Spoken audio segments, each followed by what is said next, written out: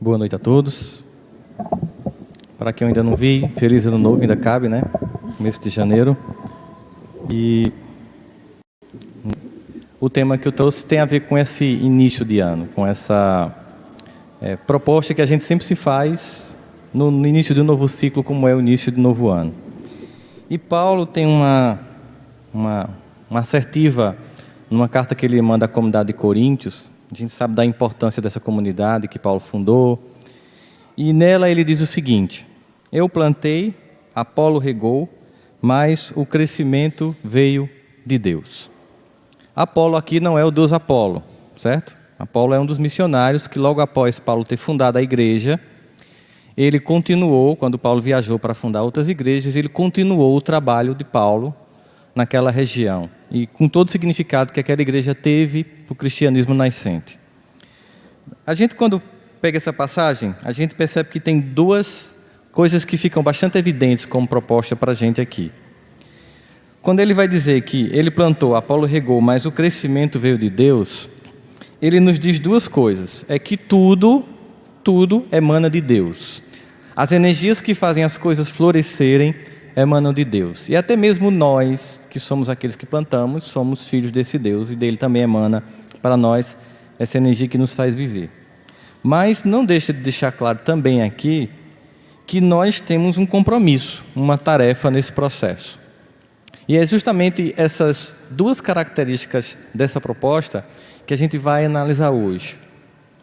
Todos nós temos papéis a cumprir. Existe um grande pensador do comportamento humano chamado Carl Gustav Jung, que foi discípulo de Freud no início da psicanálise, depois rompeu com Freud, que ele, no desenvolvimento da teoria da personalidade dele, ele vai dizer que todos nós temos máscaras sociais, que são, de certa forma, personagens que a gente usa para se comportar nos ambientes. Certamente a forma como a gente se comporta na escola não é a mesma forma como a gente se comporta em casa, no trabalho, nem aqui. Obviamente que um ser humano coerente é aquele que consegue manter o mínimo de harmonia e de coerência entre essas muitas imagens que a gente tem. Porque tem gente que a gente nem reconhece quando está no outro ambiente. Muda completamente o comportamento, de forma que você não sabe com quem você lida. Se é com aquela pessoa que você conhece no cotidiano ali, às vezes de uma instituição religiosa, ou aquela que está na baderna. Inclusive tem um dos vídeos, daquele grupo que faz vídeos espíritas, muito interessante, que é a história de uma mulher que vai encontrar com as 3 versões dela. Né? Fulana no centro espírita, fulana em casa, fulana quem ela quer ser e fulana na balada. Então as 3 começam a conversar e elas vão tentando chegar a um consenso para ver se o comportamento fica um pouco coerente. Aquela que mora em casa é estressada porque cuida de casa, de menino, e a que vai para o centro espírita fica sempre: querida confrade, tenha paciência, querida irmã. Aquela fala que toda religião tem, que você tem aquele jeitinho de falar que identifica as religiões, mas que às vezes não é o que o indivíduo está sentindo. E o que se propõe nessa busca do Evangelho é que a gente deixe de ter essas pseudo-imagens de santificação, de que a gente acha que tem que ter um jeitinho para poder ser bem tratado, que a gente tenha que se comportar de um certo jeito, que a gente tenha o máximo possível de coerência. E é nesse momento que o compromisso pessoal chega até nós. Porque, apesar de tudo emanar de Deus, tem uma parte que precisa ser a nossa contrapartida nesse relacionamento, já que nós somos coautores de um projeto humano e que temos o livre-arbítrio de fazer escolhas. Aí Emmanuel vai começar a interpretar. Mas antes de chegar à interpretação de Emmanuel, eu optei por fazer aquilo que é o miudinho do Evangelho, é pegar trecho por trecho para a gente tentar entender o que Paulo quis dizer a cada trecho. Então, quando ele diz eu plantei, ele está se referindo ao trabalho dele. Primeiro, claro, como Jesus bem fazia também, ele se utilizou daquilo que era comum na região, no trabalho das pessoas, na vida delas, já que era uma comunidade majoritariamente rural. Ele sempre utilizava, tanto Cristo como Paulo e os outros apóstolos, como os profetas também, essa imagem do mundo rural, que todo mundo entendia, para a partir dela criar um conjunto de exemplos que fosse compreensível a todo mundo. Vamos lembrar que se estava falando para pessoas com nível de alfabetização inexistente, a maior parte, mais de 95% das pessoas ou mais, não tinha nenhum tipo de letramento. A cultura era muito, muito rasteira, então tinha que se apelar para o senso comum do cotidiano, para que as pessoas pudessem entender. Então ele vai usar o exemplo daquilo que todo mundo fazia. Era uma comunidade que vivia do mundo rural, nas dificuldades que é viver do mundo rural num ambiente seco e muito parte da paisagem da Judéia desértico. Então ele vai falar o seguinte, que ele plantou. Ele chega num ambiente desértico, no sentido espiritual, como Corinto, e ele começa um processo. Mas ele reconhece que, mesmo assim, qualquer tipo de fruto que deu ali não tinha a ver com ele, tinha a ver com Deus. Ele usa esse valor para estabelecer clara distinção entre o que ele fazia, que é sempre muito pouco o que a gente faz, e tudo mais que é feito por Deus. Agora, é importante, ele ressalta que é preciso que a gente também tenha a nossa parte na iniciativa. E aí, no momento em que ele vai dizer que Apolo regou, é interessante porque ele está mostrando o seguinte, não tem nenhuma tarefa hoje no mundo que a gente possa ser arvorado e que fazemos só. Nada. No mundo do trabalho, em casa, no mundo religioso, onde quer que a gente esteja, tudo acontece porque um conjunto de pessoas tem que trabalhar para que aquilo aconteça. E basta um grupo não fazer a parte que cabe para que se comprometa o trabalho de todos. O que às vezes torna a vida amarga é que a sociedade estabelece critérios de que posições são bonitas, interessantes e dignas de nota, de louvor e de aplausos, e que posições são secundárias e que essas pessoas, por ocupar essas posições, poderiam ser encaradas como secundárias, e as pessoas que estão nesse lugar, se virem assim como o mundo as vê, vão se sentir amarguradas, porque cumprem um papel que para Deus e na economia do universo é extremamente relevante, qualquer que seja o papel que a gente cumpra, porque tudo tem uma importância e um significado muito grande, mas como o mundo cria distinções, quando você não está nesse papel que você acha, que você julga, que é interessante, você se sente infeliz. E ao invés de cumprir o seu papel, você está a lamentar por não cumprir o papel do outro. E isso é o que o Evangelho segundo o Espiritismo vai chamar dos muitos tormentos voluntários. Ou seja, não é um problema real que você tem, mas que você resolveu ter. No momento que você começa a ficar infeliz com o que você faz, com aquilo que você executa na vida, e fica lamentando por não fazer o que o outro faz. No mundo como o nosso, em que há um culto à celebridade, é muito comum as pessoas se sentirem infelizes com a vida que têm, não obstante o fato de que, se elas pudessem ter o mínimo de bom senso e comparar com a multidão dos desvalidos, teriam que todo dia apenas agradecer a Deus da lista incontável das bênçãos já acumuladas. Mas quando a gente está nessa visão infantil, em querer ocupar um espaço que a sociedade diz que é interessante, a gente começa a se sentir menor naquilo que a gente faz, esquecendo que para Deus todas as tarefas são essenciais. Quando ele vai dizer que Apolo regou, ele está querendo dizer o seguinte, que a tarefa dele não é mais importante do que vem depois dele. Que todos cumprem uma tarefa, mas que, não obstante todos terem uma tarefa, ao final, o sentido todo é dado por aquele que é o fruto de toda a força que faz o universo acontecer, que é Deus. Mas esse reconhecimento do que vem depois, ou mesmo de quem vem antes, e de todos que compõem uma tarefa, é essencial para que a gente possa entender essa proposta de Paulo. E Deus deu o crescimento. Deus faz com que a semente lançada crie raízes, brote. É difícil, a gente sabe, por exemplo, explicar como é que o processo acontece, mas ninguém tem ainda a capacidade de criar uma semente do nada e fazê-la frutificar. E mesmo quando faz, é estéril.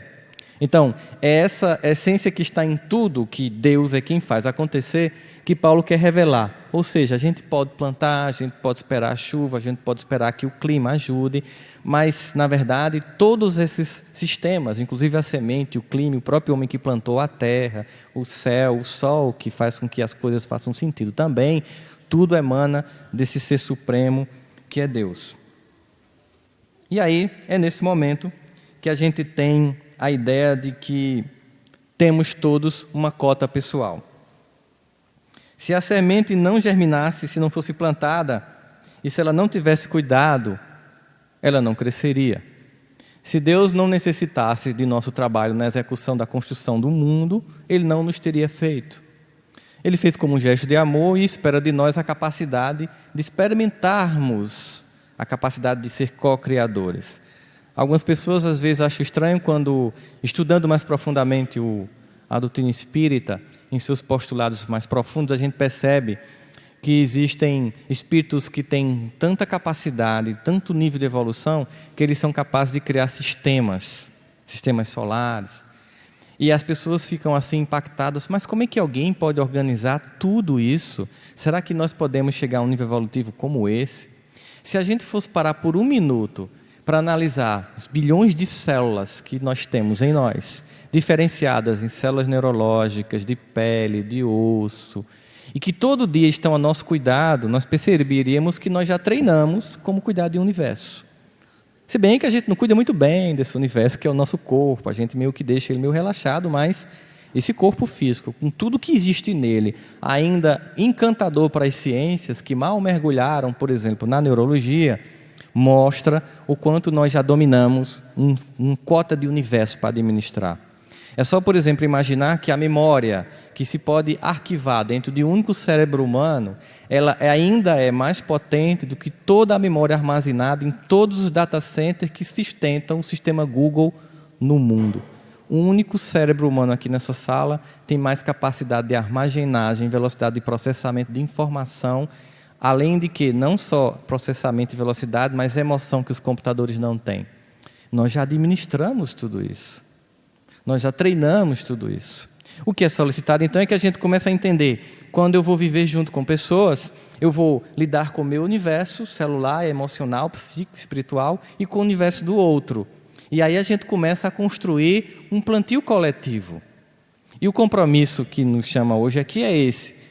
O mundo no qual nós nos encontramos está passando por muitas dificuldades, por muita dor, por muito transtorno. A gente vê isso todos os dias. E é óbvio que nesse momento, quando a gente imagina a função daqueles que querem trabalhar na seara de Jesus, a gente começa a perceber a necessidade desse compromisso. É esse convite que é feito. Tem aqui um plantio a ser feito, tem um trabalho a ser feito. Quer participar? Esse trabalho é um trabalho coletivo, em que todos fazem parte, em que ninguém é melhor que ninguém, a não ser no olho humano, o olho doente da gente, que acha que alguns ocupam posições melhores do que a dos outros, mas para Deus todos têm uma posição importante, e Paulo revela isso quando dá importância ao trabalho de Apolo e a todos que vêm depois dele nas igrejas, que faz com que as coisas continuem. É nesse momento que Emmanuel, analisando essa passagem com toda a capacidade exegética dele, de analisar profundamente os textos, de nos fazer, de uma pequena passagem, refletir sobre tantas coisas que parecem uma profusão de entendimento, que ele começa a analisar exatamente essa passagem de Paulo. Ele vai dizer o seguinte, que nada de personalismo dissolvente na lavoura do Espírito. As palavras que Emmanuel usa, Denis, são de um cuidado. Ele não coloca nada por acaso, ele tem todo um cuidado de explicar e de colocar claramente o contexto. Personalismo dissolvente. Eu achei extremamente interessante Emmanuel juntar essas duas palavras. Toda vez que eu quero me impor, eu dissolvo as relações. Seja num casamento, seja no ambiente de trabalho, seja no ambiente espiritual, de um grupo como esse, de uma igreja evangélica, de uma igreja católica. Toda vez que eu quero que seja do meu jeito, eu impeço que o grupo aconteça. E o personalismo aqui, ele coloca apropriadamente como algo que dissolve o grupo, que faz com que a coisa não flua. E observe que nós conhecemos várias pessoas, e às vezes a gente também é assim, mas pessoas que são personalistas, elas são pessoas de difícil convivência. A gente até procura evitá-las. Quando elas chegam num lugar, elas querem ser o centro das atenções, elas querem dominar toda a conversa, elas querem sempre ter razão, elas jamais são capazes de ouvir, elas nunca cedem. Então, pessoas que estão para servir, num ambiente em que todos têm importância e querem ser a figura principal de destaque, quando Paulo deixa bem claro que só tem um destaque para Deus, todos os demais são componentes, ela dissolve o ambiente. Mas, ao mesmo tempo, observe, essa ideia de compor, que muita gente acha que é abrir mão da própria identidade, na verdade não é, porque primeiro nossa identidade é uma identidade divina, de Filho de Deus. Esse é o mais importante traço da nossa personalidade. A gente pode perder todas as nossas identidades, a gente pode perder até a proximidade das pessoas que nós amamos, mas ser filho de Deus é uma identidade que nunca vai mudar e que é igual para todos. É o que nos torna irmãos, é o nosso DNA espiritual. Então, de fato, nós já somos filhos de Deus. E quando a gente entende esse processo e que a gente é componente, acontece uma coisa fantástica. Quando você se sente componente de um processo, você fica mais leve. Por que você fica mais leve? Porque você entende o seguinte, que é um monte de gente junto que faz a coisa acontecer, não é você.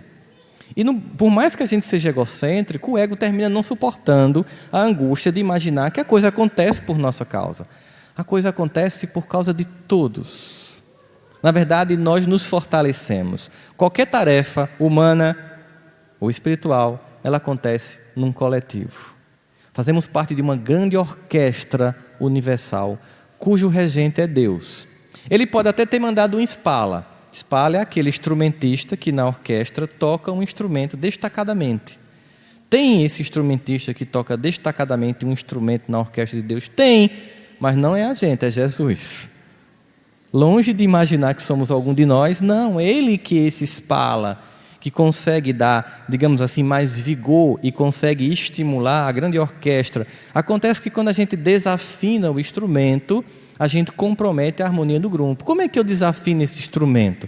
Eu desafino esse instrumento quando, ao invés de olhar para aqui, para a minha pauta, para aquilo que eu tenho que executar, olhando para o regente que me diz o momento em que eu devo sorrir, respeitar o choro, a harmonia, o peso, a dor, a alegria, no vai e vem das emoções divinas. No momento em que eu deixo de olhar aquele que toca, admirar o espala que compõe a melodia de forma uníssona como um violino, como é o Cristo, e passo a olhar o outro que está tocando outro instrumento, imagine, mas o instrumento do outro é melhor que o meu, eu já me desarmonizei, eu já desarmonizei o grupo, eu já me senti inferior. Ou quando eu acho, olhando para o outro, que o meu instrumento é melhor que o outro, porque no grupo tem as duas possibilidades.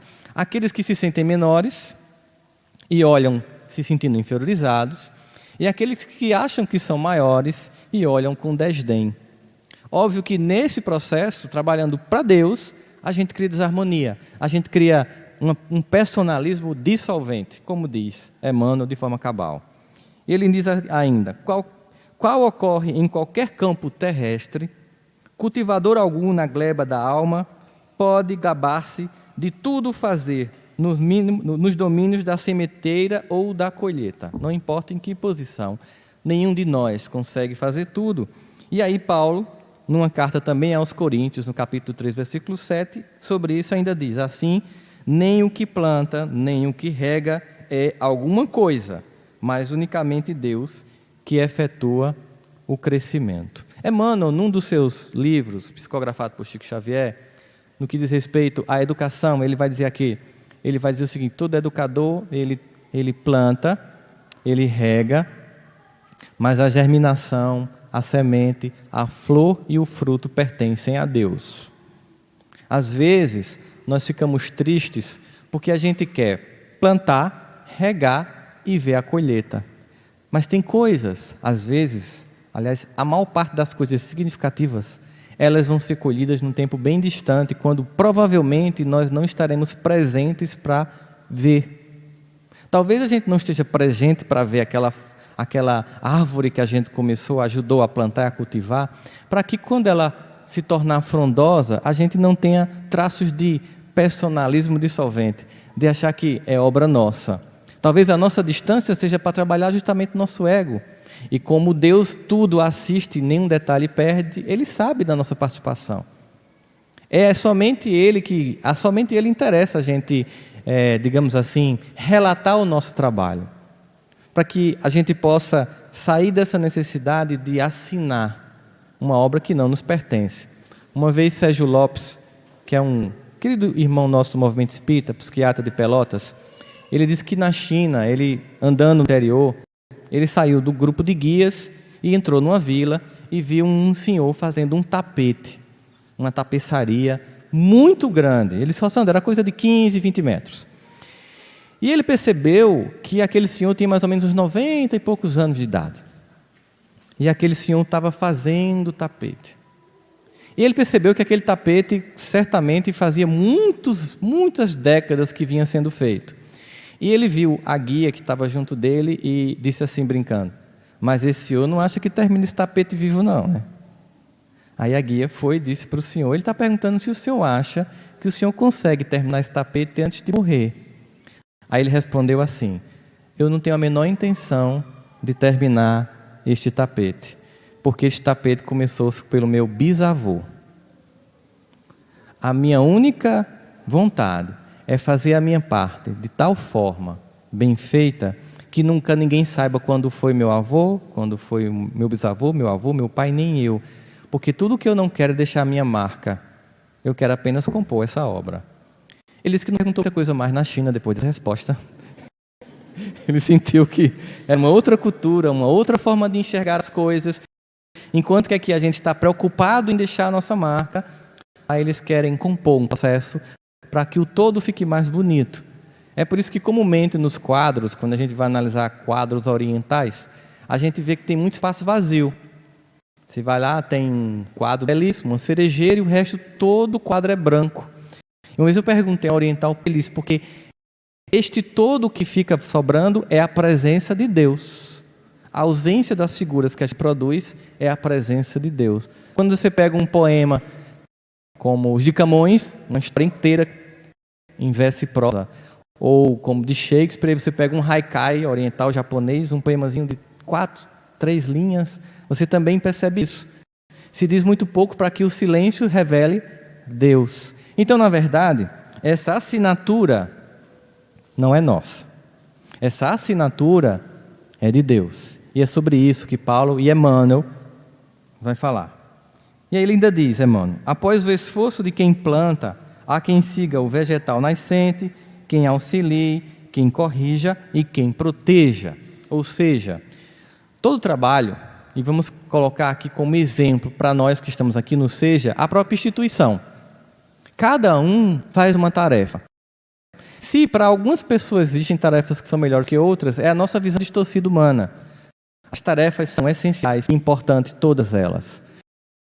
Na verdade, quando a gente percebe isso, a gente fica mais tranquilo, porque a gente se sente vindo para um ambiente em que todo mundo está fazendo a coisa acontecer, de modo que não cabe sobre os ombros de ninguém o peso de achar que está fazendo a coisa acontecer. Isso sempre torna a vida mais leve, porque o nosso ego não suporta isso. Na verdade, só quem consegue absorver todas as demandas, necessidades, desejos, sonhos e expectativas das almas humanas é Deus, que conhece cada um de nós, que nos criou, que, como diz Davi no Salmo 23, mesmo quando faltam em nós palavras, conhece até os nossos pensamentos. Esse sim, esse pode dar conta de todos os nossos desejos, das nossas projeções, das nossas ansiedades, das nossas necessidades, muitas das quais a gente nem sabe que existe. Aqui Emmanuel está deixando bem claro que existe um feixe de tarefas que fazem parte de qualquer trabalho, especialmente o trabalho do bem, e que é necessário que todos cumpram esses papéis para que finalmente Deus faça parte dele, a maior, a mais importante, e essa árvore frondosa venha a frutificar. E aí Emmanuel, percebendo isso, ele vai falar então daquilo que é os costumeiros desculpismos que a gente tem, as desculpas que a gente usa quando a gente é chamado para a tarefa do bem. Há sempre uma desculpa para quando há um convite: vamos fazer parte de alguma tarefa, venha para aqui trabalhar com a gente, ou faça qualquer coisa na sua própria vida. A gente sempre encontra algumas desculpas, e Emmanuel vai dizer assim: de que modo? Pensando, porém, no impositivo da descentralização do serviço espiritual, ou seja, de que eu não posso ter personalismo dissolvente, muitos companheiros aproveitam essa dessa descentralização e fogem à iniciativa na construção da ordem moral que os competem.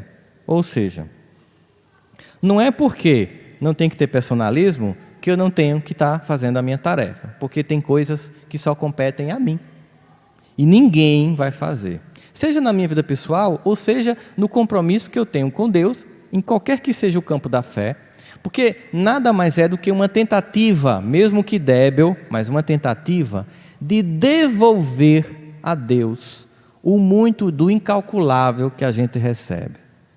A verdade é essa. É por isso que os Espíritos dizem que quando a gente encontra alguém que pede alguma coisa, nós devemos fazer uma reverência a essa pessoa, porque ela nos propicia devolver a Deus o incalculável, o até mesmo imponderável do que a gente recebe dele todos os dias.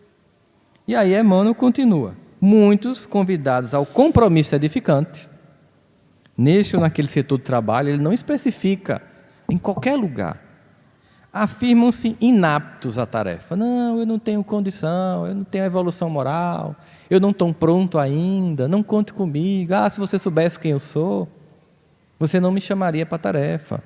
Na verdade, se vocês soubessem quem somos todos nós, ninguém chamaria ninguém para nada, nem para casar. Muito menos para casar. Então, assim, é exatamente porque nós somos imperfeitos que a gente tem que estar junto. É um trabalho de cooperação mesmo. Então tem que vir como é. O chamamento de Jesus: vem como você está, vem desse jeito, e eu, como oleiro, vou fazer um vaso novo. Não vem achando que você só vai vir pronto. É sempre a pessoa chega para um profissional de saúde mental e diz: eu acho que eu só tenho condição de ir lá quando eu estiver pronto. Mas é engraçado, não é assim que acontece. Não existe um treino para viver. Não, eu vou treinar, depois eu vou viver. Não. A gente só vive vivendo. A gente só vive lá. Eu não tenho como me preparar para depois ir. Eu tenho que ir, indo. Eu vou me preparando. Se você nunca tentar, você nunca vai saber. Você vai ficar na fantasia de não vai dar certo. Você vai pegar a generalização de um evento que aconteceu a alguns e dizer: porque no passado aconteceu assim, nunca mais vai dar certo. Você vai dizer: porque fulano não foi bom para mim, ninguém mais vai ser. São formas de você não agir. São paralisias, cria generalizações a partir de eventos, como se todos os seres humanos, ou se todas as situações a partir dali não fossem possíveis de ser construídas, porque em algum momento deu errado. Por mais que tenha dado muito errado, não deu muito errado apenas na sua vida, pode ter certeza. E aí ele continua: outros asseveram quase que com ironia que não nasceram para a liderança. Esses é os que imaginam o seguinte: eu só aceitaria a tarefa se fosse alguma coisa de destaque. Se for uma coisa assim que não é de destaque, não interessa. Eu nasci para isso, na verdade, é porque ela, na verdade, não foi escolhida para ocupar uma posição que ela julga ser interessante. Se fosse uma posição que ela julga ser interessante, ela diz: não, eu vou. Mas como ela acha que é uma posição, na visão dela, subalterna, desinteressante, ou pouco importante, ela não vai. Mas a gente lembra que, nesse projeto de participar com Deus do trabalho, do bem, é sendo fiel no pouco que a gente é fiel no muito. E esse fiel no muito não é o muito nosso, não, é o muito de Deus. Não é o muito nosso. É na medida em que você faz a pequena tarefa, mas você faz com afinco, que você vai se capacitando para fazer as outras tarefas. E eu lembro de um preceito teológico interessante, que a gente fica: mas eu não tenho competência. A ideia não é de que nós temos que ter competência. Não é que a gente tem que se capacitar. É que na medida em que a gente se oferece para a tarefa, Deus nos capacita. Mas tem que ter essa iniciativa. E aí, Paulo, sobre isso também em Coríntios, já no capítulo 12, nos versículos de 4 a 7, vai dizer o seguinte: ora, há diversidade de dons, mas o Espírito é o mesmo. E há diversidade de ministérios, mas o Senhor é o mesmo. Há diversidade de operações, mas o Deus é o mesmo que opera tudo em todos. Mas a manifestação do Espírito é dada a cada um para ter um fim útil. Tem sempre finalidade, qualquer que seja a tarefa que nós cumprimos. É interessante notar, por exemplo, tem um romance muito interessante que mostra que os espíritos estão reunidos num certo plano espiritual, e de repente são espíritos que foram grandes trabalhadores, assim, que cumpriram tarefas, digamos, aos olhos do mundo muito interessantes, e eles estão lá planejando uma incursão espiritual na Terra. De repente há um desencarne na cidade em que eles estão próximos, e abre-se um plano de luz profundo naquele ambiente, e aquele espírito que acabava de desencarnar recebe uma assistência, sabe? E recebe uma acolhida do plano espiritual superior com um grau de luminosidade que nem se aproxima do que cada um deles receberam ao desencarnar. E aí eles ficam curiosos, porque certamente essa criatura que acaba de desencarnar e que recebe tanta reverência do plano espiritual deve ser alguém que tenha feito uma tarefa fantástica. Eles perguntam ao mentor espiritual: quem é essa irmã? Eles percebem que é uma mulher. O que foi que ela fez? Aí ele diz: foi uma grande mãe. Ponto. Ele nem comenta mais nada. Cabe algum comentário a isso? Uma grande mãe. Cabe algum comentário a você pegar um espírito e educar durante toda a sua vida, mais de um espírito muitas vezes, se dedicar, perder horas de sono, abrir mão de seus prazeres para estar junto, ali germinando, plantando, germinando, fazendo todo um trabalho e Deus fazendo a planta acontecer, é de um heroísmo a toda prova. Às vezes o compromisso externo é muito bonito, mas o interno não é legal. Então é exatamente sobre essas questões que Emmanuel vai pontuar o discurso de Paulo aos Coríntios. E aqui ele ainda vai dizendo: os que assim procedem costumam relegar para Deus comezinhas obrigações que cabe a cada um de nós. Ou seja, aqueles que dizem, eu não estou pronto, ou eu não nasci para a liderança, ou eu não posso dar passe, eu não posso fazer uma prece, eu não posso evangelizar, eu não posso vender um livro, eu não posso distribuir uma mensagem, eu não posso fazer um sopro, nada, não posso fazer nada, não conte comigo. A tarefa vai ser de quem? De Deus. É aquela visão infantil que Deus vai fazer tudo. Lembra aquela passagem clássica, conhecida nossa, da ressurreição de Lázaro? As expectativas exageradas das pessoas sobre a ação de Jesus naquele momento. Passaram-se alguns dias para Jesus ir, inclusive para trabalhar a ansiedade das pessoas que queriam respostas prontas, e a expectativa natural das pessoas que estavam ao redor do túmulo de Lázaro era que Jesus ressuscitasse Lázaro. Ninguém chama um homem que andou sobre o mar, multiplicou pães e peixes e fez um conjunto de prodígios apenas por uma mera visita fúnebre. Não havia, por parte daquelas pessoas, nenhuma dúvida do que ia acontecer. Na verdade, a expectativa era de que ele fizesse algo do tipo. O que chamou a atenção das pessoas, e o que frustrou muitas pessoas, é que quando Jesus chegou lá, havia uma pedra, porque lá não tinha túmulos, nem muito menos Campo Santo, Parque da Paz, Gramadinho, na Judéia, né? Eram túmulos que se colocavam pedras, cavernas que colocavam pedras para diminuir o odor da decomposição cadavérica. E quando Jesus chega, ele diz assim, vamos, retirem essa pedra, e pede para Lázaro se levantar, ele levanta e vem, porque também não havia caixão, nem planos pós-vida, lá na Judéia da época, né? Não tem, era... enrolava, feito uma múmia, e sai Lázaro todo enrolado, feito uma múmia. Aí Jesus diz, rapaz, ajuda o bichinho aí, tira os nós, para que ele possa andar, né? Desatem os nós e deixe que ele vá. Olha o que é expectativa exagerada. Certamente deve ter havido um bochicho naquele dia. Entendesse essa? Não é, rapaz, que coisa, né? Pois é. O cara levanta Lázaro, mas nem tira a pedra, nem tira os nós. Frustrante. A expectativa minha era maior. Esperava-se um David Copperfield. Sai, pedra! Tipo mar abrindo com Moisés. Aquela coisa bem cinematográfica hollywoodiana. Levanta-te, Lázaro. Lázaro levanta aí. Desfaz-se nós. Com um olho de Superman laser, tocando e cortando cada atadura dos nós. E Lázaro saindo. Ou seja, era que ele fizesse aquilo que ninguém fazia, que era fazer Lázaro levantar, mas também fizesse o que todo mundo podia fazer, que era tirar a pedra e desatar os nós. E quando Jesus faz, até o que ele não faz, é para falar alguma coisa, ele nunca vai fazer o que é nosso. A tarefa que nos cabe nunca vai ser feita. É tarefa de cada um de nós. E Emmanuel está chamando para essa sensação, tem coisas que é nossa. Não adianta esse desculpismo de que você não está pronto. Tem atividade que é sua. Ninguém vai desatar o nó que você deu na sua vida. Ninguém vai tirar a pedra que você colocou no seu caminho. É tarefa de cada um de nós, que eu posso pedir a Deus, e Ele sim procede, quando sente que eu tenho vontade de fazer a minha parte, aí o céu vai me ajudar, é que Ele me dê força para desfazer o que eu fiz, ou para construir o que eu quero construir. Agora, que Ele construa por mim, faça por mim, não vai fazer. Tanto na minha vida pessoal, como no meu trabalho de grupo, daqueles que se reúnem aqui para fazer o trabalho no bem. O que é? Ou seja, é um monte de gente cheia de defeito que resolveu se melhorar e fazer o trabalho no bem. O que é a catedral? O que é a presbiteriana? O que são os templos religiosos no mundo? Um monte de gente cheia de defeito. Se esperar santo, vá para outro canto, corra daqui. Todo mundo é super complicado, noiado, paranoico, defeituoso, melindroso.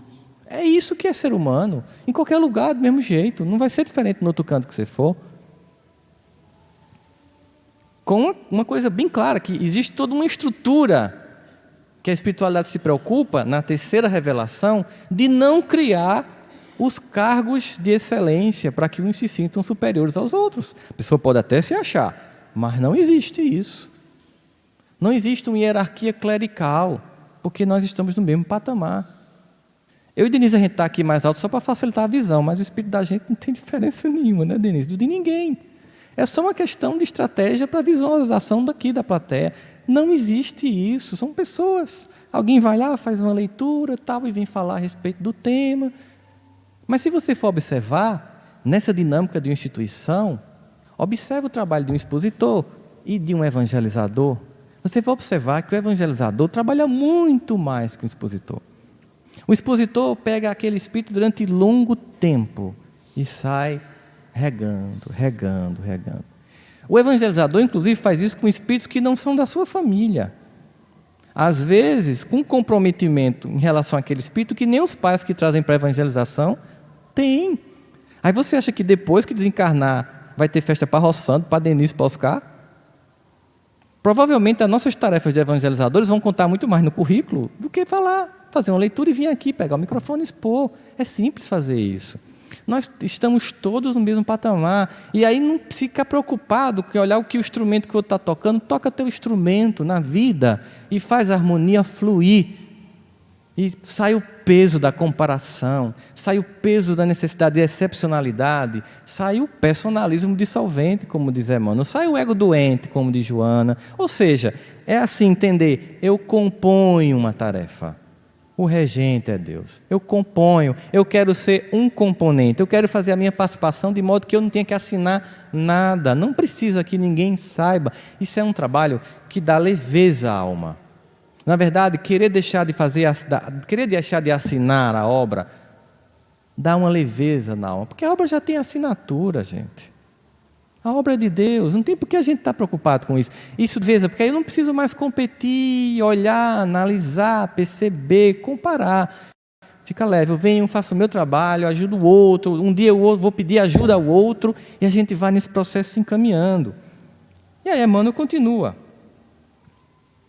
E aqui agora eu parei com Emmanuel para a gente pegar aqui mais algumas passagens de Paulo, que vai nos ajudar a entender essa questão das tarefas de uma instituição religiosa, já que o tema hoje é compromisso pessoal. É que ele vai fazer o seguinte, ele abre muitas comunidades, são igrejas, as cartas que ele manda para Coríntios, Romanos, são comunidades onde ele funda uma igreja e vai se comunicando, e tem todo aquele drama da convivência humana dentro de uma instituição, que é uma instituição cristã, que está começando, mas os egos humanos doentes. E as pessoas querendo importância. Aí Paulo vai fazer uma comparação, ele vai dizer o seguinte, que na verdade, a igreja é como se fosse um corpo, e que num corpo, todos os órgãos são essenciais. Se um faltar de funcionar, todo o sistema entra em crise. E ele ainda diz o seguinte, em 1 Coríntios, no capítulo 12, versículo 22, e ele diz de forma muito clara isso. Antes, os membros do corpo que parecem ser mais fracos são necessários. Primeiro ele vai dizer o seguinte, são membros que parecem ser mais fracos. O que é esse parece ser mais fraco? Segundo os olhos humanos, quem ocupa tais funções ou quem tem tais profissões é melhor que o outro. Segundo o olhar humano, doente. Para Deus, todos têm funções. E ele vai dizer o seguinte, para que não haja divisão no corpo, mas antes tenham os membros igual cuidado uns com os outros. É aquela assertiva do Evangelho, espíritas, amai-vos, instruí-vos, cuidar um dos outros. E ele vai deixar bem claro como é que esse cuidar vai acontecer. Ainda nessa carta, Paulo vai dizer o seguinte, de maneira que, se um membro padece, se alguém adoece, todos os membros padecem com ele. E se um membro é honrado, todos os membros se regozijam com ele. Se alguém do nosso grupo está mal, todos ficam pesarosos, porque quando um elemento do corpo está doente, o corpo todo está doente. E se eu excluo, se eu não presto atenção, Eu não estou fazendo minha tarefa. O que não quer dizer que aquele que adoeceu também não tem seus compromissos pessoais de também se construir em saúde. Mas a hora de socorrer. E ao mesmo tempo, aquele outro que está fazendo uma tarefa interessante, que todos ficam alegria naquele processo, porque no fundo, tudo no final não pertence a ninguém, mas a Deus. É essa identidade de filho de Deus e a percepção de que alguém já assinou a obra que Paulo está chamando a atenção, para que todos nós que estejamos junto a uma tarefa do bem, estejamos cuidando uns dos outros, não estejamos nos comparando, fazendo a nossa participação, nossa parte da melhor forma possível. Isso é interessante, por exemplo, se a gente pegar agora, tirar essa fala de instituição religiosa e levar para a empresa. Estudos na área da administração mostram, por exemplo, que quando você não gosta de trabalhar com uma pessoa ou numa determinada empresa, a única forma de você sair daquela empresa é se tornar o melhor funcionário daquela empresa.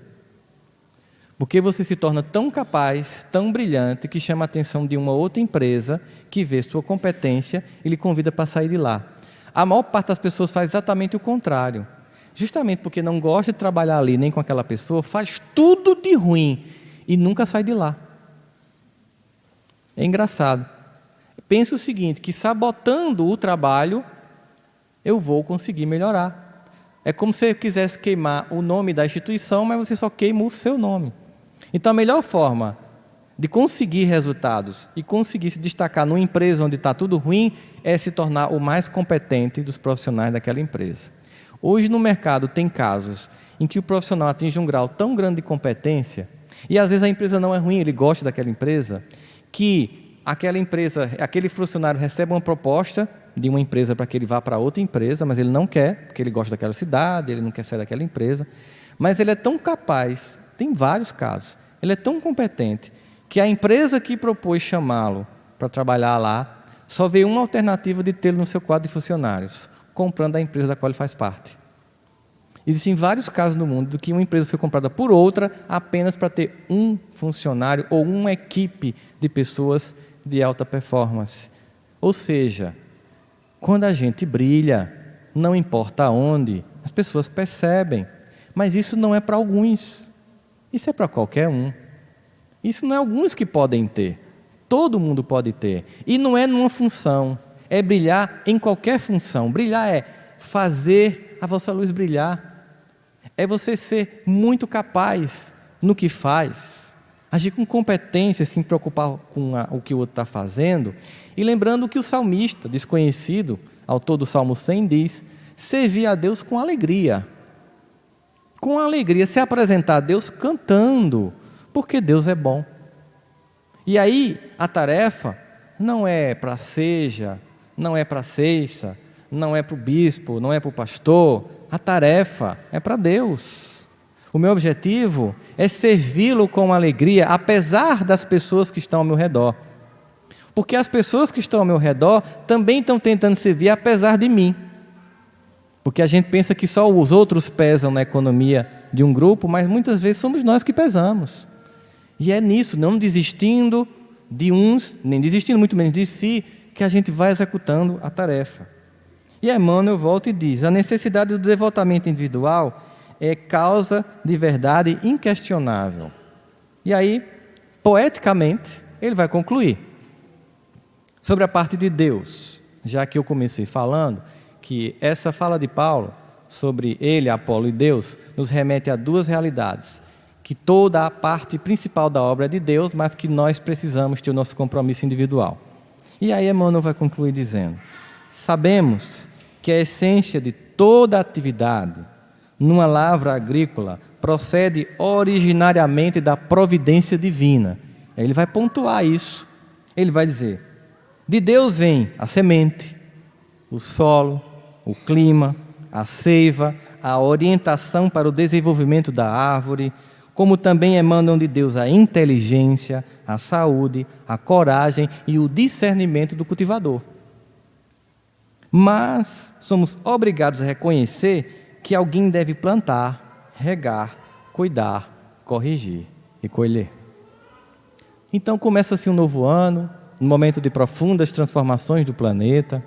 Começa-se um novo ano em que nós vemos ele começar de forma bem intensa, no plano, por exemplo, da perspectiva histórica, transformações inimagináveis acontecendo, por exemplo, ruptura entre, no mundo muçulmano, entre as duas maiores potências do Oriente Médio, a Arábia Saudita e o Irã, e, pasmem, com os Estados Unidos a favor do Irã. Então, você veja como a história ela é rápida, as mudanças acontecendo. Em menos de uma semana, a China, que era o grande... A Bolsa tem 2 fast track para que o mundo não vá junto com uma oscilação. Isso é só do ponto de vista do que a gente vê do plano geopolítico e econômico. E as outras grandes transformações que estão acontecendo do ponto de vista moral. É que Jesus chama a gente para fazer parte e ter a nossa cota de compromisso pessoal.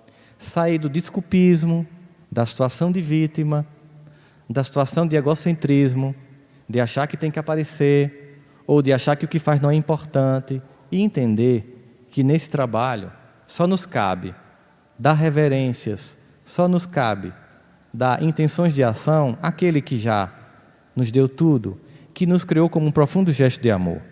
É entender que quando a gente para de ter essas posições infantis e age, quando a gente começa a agir, a gente vai entender o que Paulo diz, que todas as coisas cooperam para o bem daqueles que amam a Deus.